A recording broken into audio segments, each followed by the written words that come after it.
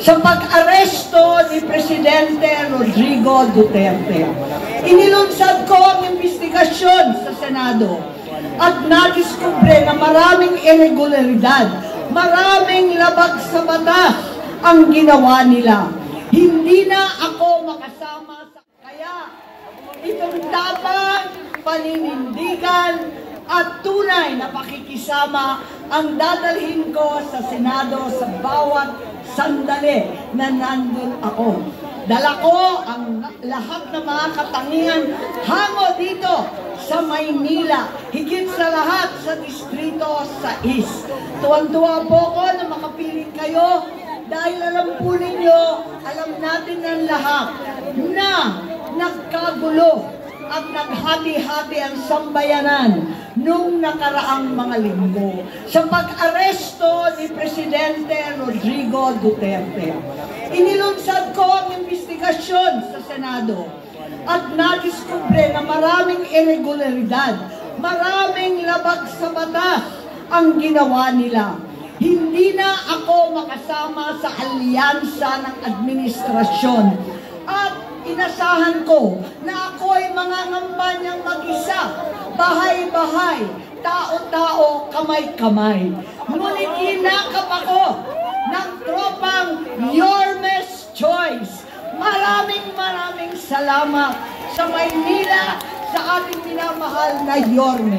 Pagkat alam ninyo, si Tatay Digong, si Mayor Isko, at pati ako nanggaling sa pamunuang lokal.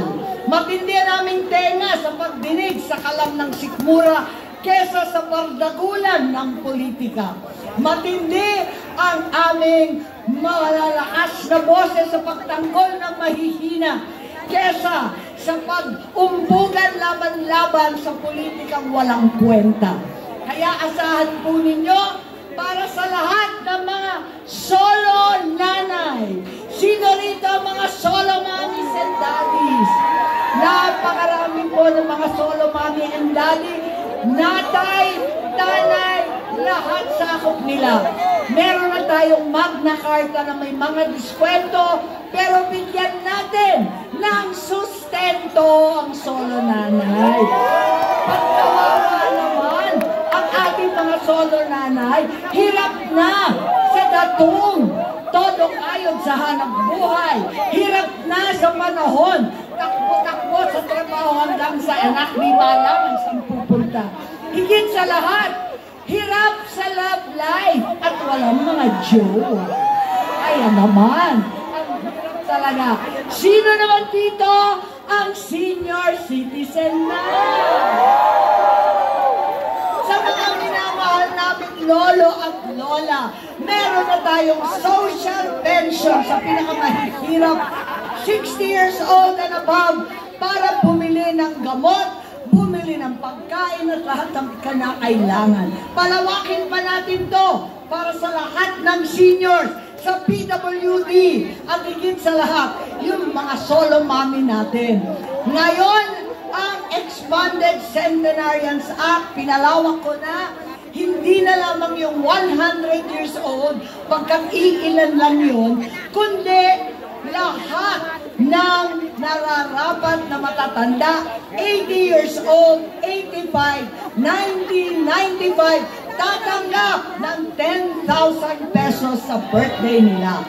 Tuloy-tuloy po natin to, pagkat kung sinasabi napakamahal na buhay, napakahirap din magkasakit. Magtatag tayo ng ating mga specialty hospital dito sa Maynila.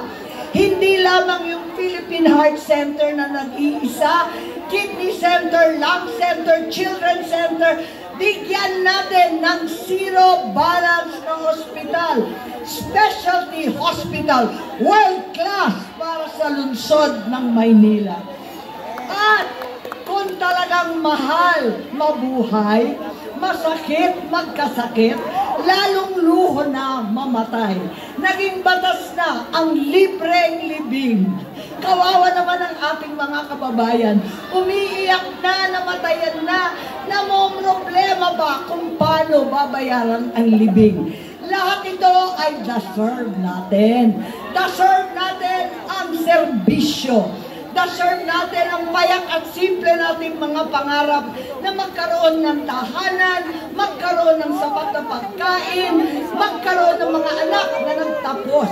Yan lang naman ang simple at payak na pangarap ng bawat Pilipino, ng bawat Manilenyo. Deserve po natin ang the service sa Senado. Sulit, Senador, 39 pesos only. Huwag ninyo kalimutan, 39 po sa balota. Ano man ang problema, ay may solusyon. Iboto po para Senador Amy Marcos. Maraming salamat.